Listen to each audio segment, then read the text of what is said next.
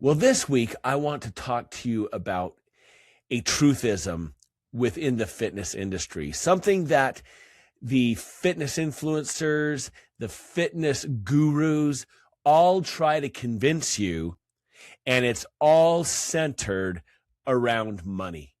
Welcome to First Responder Fitness with Carl Wimmer, where armor is forged through mental, spiritual, and physical preparation.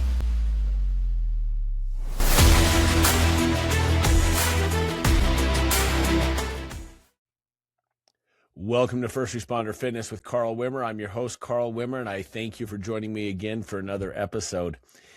I sure appreciate all of you who join in and comment and watch every episode. I would appreciate if you would like and if you would subscribe and if you would share these episodes with your friend. It goes a long ways in helping to keep us on the air, if you will, here at First Responder Fitness, allowing us to bring you the best information, the best up-to-date scientific information about health, fitness, and longevity for both your physical fitness, your mental fitness, and your spiritual fitness, all in one central location here at First Responder Fitness. Well, this is the third episode in a series of episodes talking about the biggest fitness myths and lies that you've been sold, in large part by the fitness industry itself. Largely motivated by money, largely motivated by influencers who want to make money off of you. And in episode number 1, we first covered the fact that fitness does not require motivation. It requires discipline, the lie of motivation.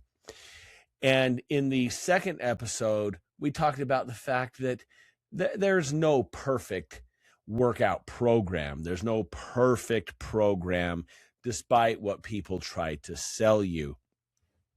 Well, this week, I want to talk to you about a truthism within the fitness industry, something that the fitness influencers, the fitness gurus all try to convince you, and it's all centered around money. And that is the idea that fitness and health is complicated. It is so complicated that you need them to help you. Now, I know I'm sitting here running a podcast on fitness, and, I'm trying to help you. But the fact is I haven't asked you for a dime. I'm not selling you anything. I give you free information. I try to peel down the layers of BS, and I try to be an honest broker in the fitness industry. But the reality is there are thousands of influencers out there who don't care about the information they sell you. They just want to sell you. There are hundreds and thousands, tens of thousands of influencers on TikTok who just follow the latest trends, and then they bottle it up and they sell you crap. They give you contradictory advice. That's why you have so much contradictory advice. That's why you can't figure things out, heads from tails, because influencer A is saying this, influencer B is saying this, Paul Saladino is saying this, and he doesn't know anything about what he's talking about. Just all these influencers who are just in it for money only. They could not care less about your health. They could not care less about your fitness. They could not care less about your family or your longevity. They want your money. And they offer endless programs. Just follow my program, follow my fitness this, fitness that, follow this, buy that, and you will be as fit as a fiddle. And it's all a great big lie. It's a lie. And it is a designed lie. Some of the stuff is not designed. It's just a side effect of the reality behind it, and that is the paralysis analysis. You get inundated with information to the point where you throw your hands up and say, forget it, I'm not doing anything. And that's the worst thing you could do.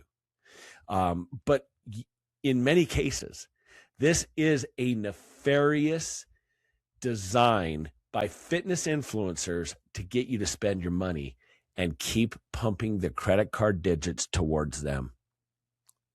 You know, the bottom line is this. Most people do not need more information. What you need is fewer distractions. You need to get yourself into the gym 3, 4, 5 times a week.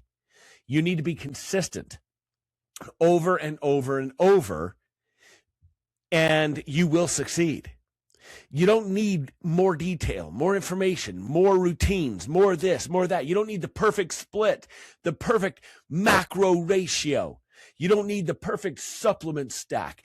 That's another lie that we're probably going to address in a future episode, is the supplements in general, because of the entire aspect of health and fitness. Supplements are a minor portion. It's like the cherry on top of the sundae.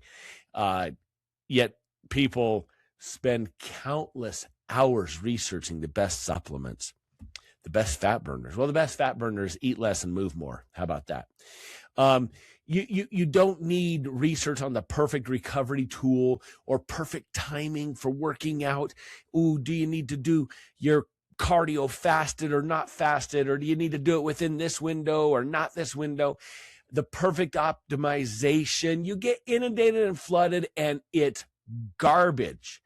Yes, for those of us who are fitness geeks, for those of us who care about actual science and getting down into the weeds of fitness, health, and nutrition, those things do matter.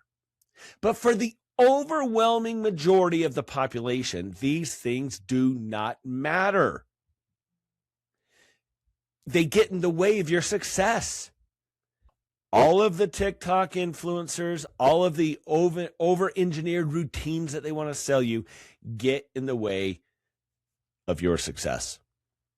The industry as a whole, the fitness and workout nutrition industry, makes money by keeping you confused. The more confused you are, the more likely you are to buy their program, to buy their system, to subscribe to their channel and pay them money. It's unnecessary. See, we humans are an interesting bunch. And I understand why we fall for this. There's several psychological reasons we fall for this. Now, I'm not a psychological expert. I'm just an observer of human nature. I watch humans. I observe humans, and I know how they think, obviously. And one of the biggest things that we fall for is the fact that complexity feels intelligent. It just feels like, boy, if this person is making it so complex, if they're using big words that I don't know, that I need a thesaurus to look up, then they must be superior to me in intelligence. And it's not true. Influencers will pick out big words and big complex ideas to confuse you, to make you think they're smarter than you. And in reality, they're just regurgitating nonsense. Another issue is the fact that it's the complete opposite of that. Simple feels too easy. When I talk to you about the simplicity of health and fitness, and of course it's more than just eat less, move more, but not a whole lot more than that. And people think, well, there has to be more to it than that. There has to be more. Well, there is, but not really. For the overwhelming majority of you who just want to get in shape, who want to lose fat, gain muscle, and gain flexibility, and be in condition where you can move and you can enjoy life, there's not a whole lot to it. Simplicity is the best. Yet we sometimes feel that simplicity is just too easy. We oftentimes fall for the idea that optimization feels productive. Like it needs to be optimized to be productive. Do I need to do 13 reps or 17 reps? Or do I need to do 8 reps or 12 reps? And how many sets is ideal? And you will just sit there all day long analyzing rather than getting your butt in the gym and doing the sets. And finally, humans have this innate fear of failure. You think that if you do the workout wrong, you'll fail. But the fact is that if you're not working out, you have already failed. Perhaps, I want to talk to you for a second about this because one of the things that keeps people out of the gym is the fact that they fear failure because they have failed in the past. I mean, are you one of the billions of people around the world who sets New Year's resolutions and it always includes lose weight, get in shape, and you never do it? You succeed until the third week of January and then you fail. And so you think, I've got to have something that I'll stick with. I have to have something that is optimized, something that is complex, something that is strategic for me so that I won't fail again. You've got to get past this fear of failure.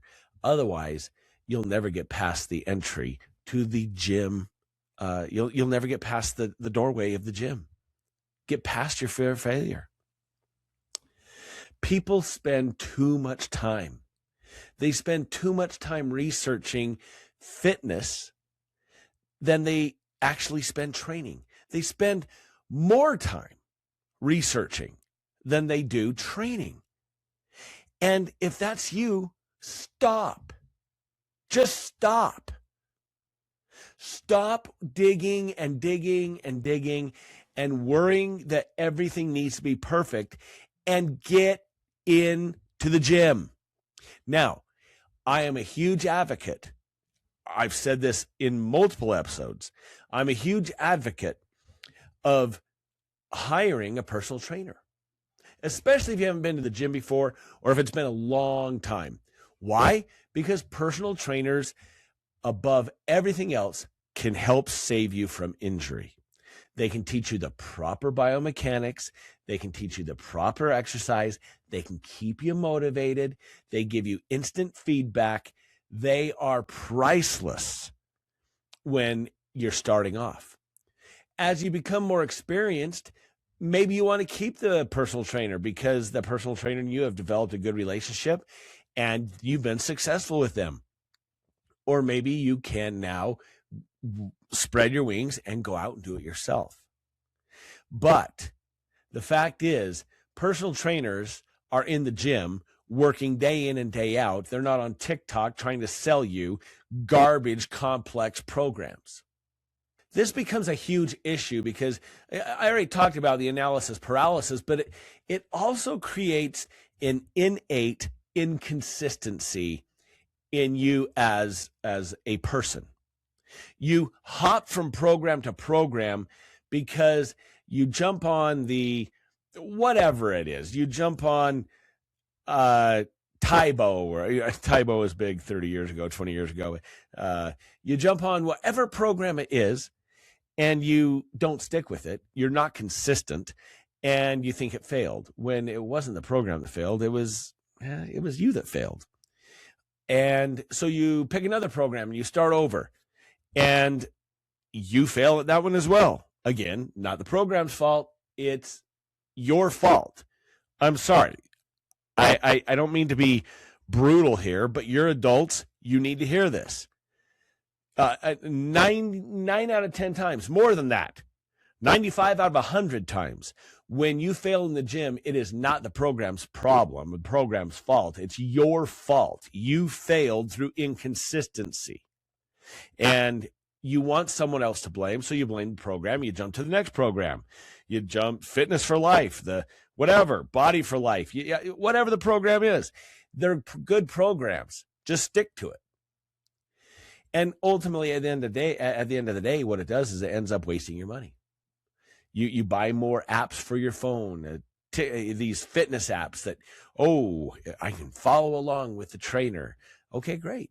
Well, follow along with them and stick with it day after day, week after week, month after month, year after year, decade after decade, and you will succeed.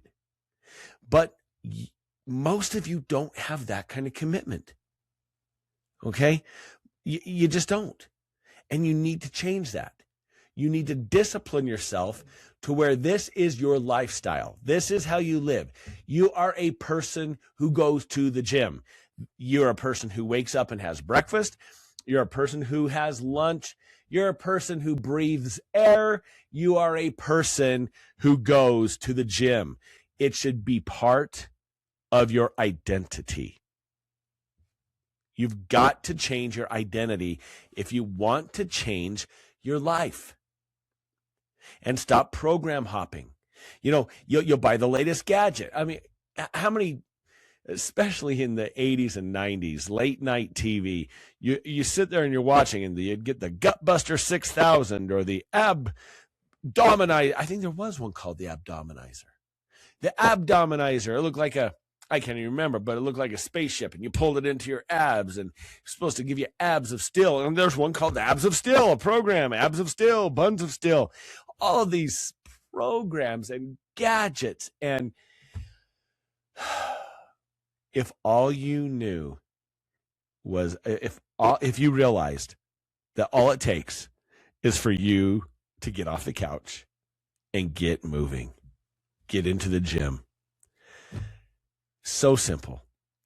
But we fall for fitness gimmicks. We see the fitness gimmicks, and you know, we see these people selling things that seem elite.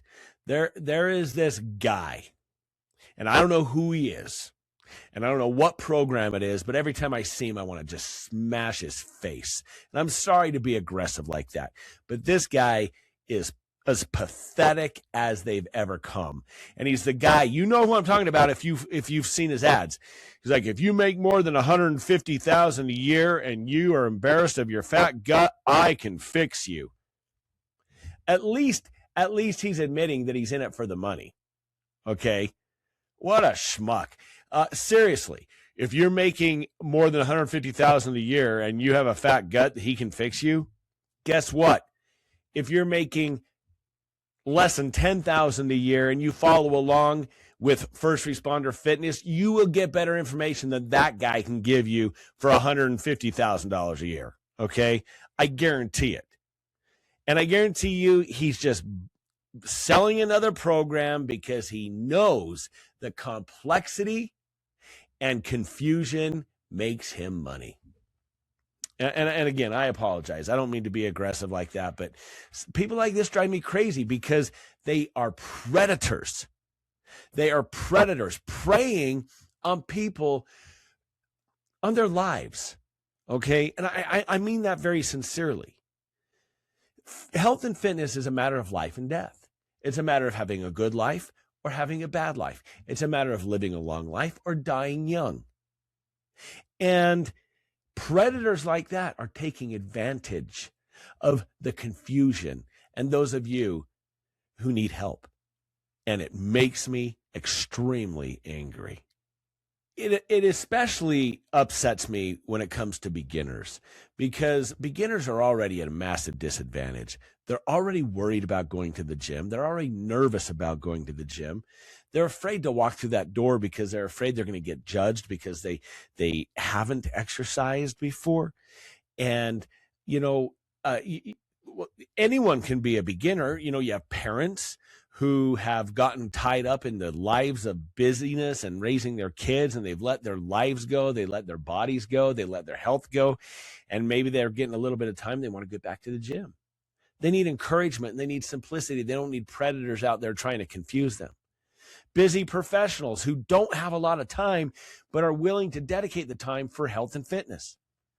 First responders who work swing shifts and all these different rotating shifts, and who work in the most stressful environment on the planet.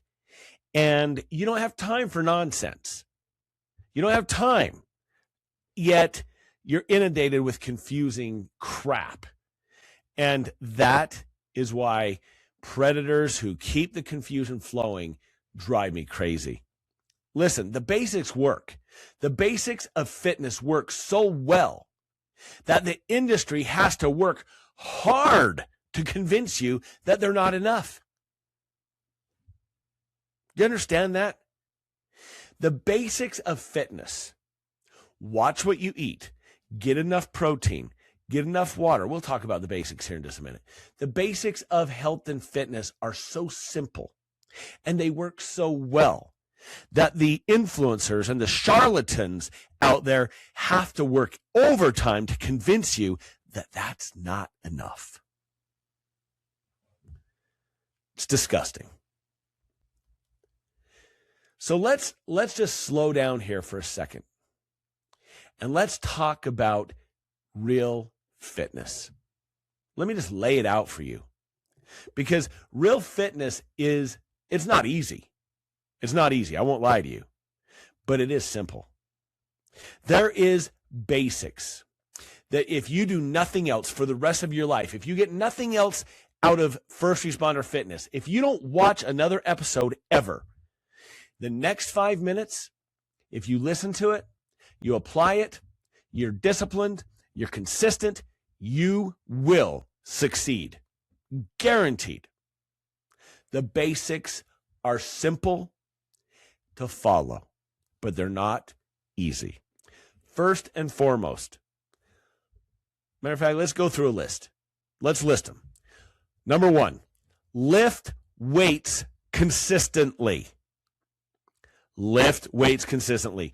3, 4, 5 times a week. Use progressive overload over a period of time. What does that mean? It means make things harder over a period of time. Add an extra 5 pounds every couple of weeks as you get stronger. Add some extra reps to your bench press as you get stronger. So use progressive overload. You use, as you're doing lifting weights consistently, use big compound lifts, bench press, squats, deadlifts, cleans, overhead presses, movements that use more than one joint. We all love the curls because the curls get the girls, right? The curls get the biceps. Sure, do your curls. But the majority of your workouts should consist of big compound movements. Farmer carries, deadlifts, Romanian deadlifts, split squats, all the things that suck, all the things you don't want to do. That's why I said it's easy, but it's not, or it's simple, but it's not easy. Simple, not easy. And effort.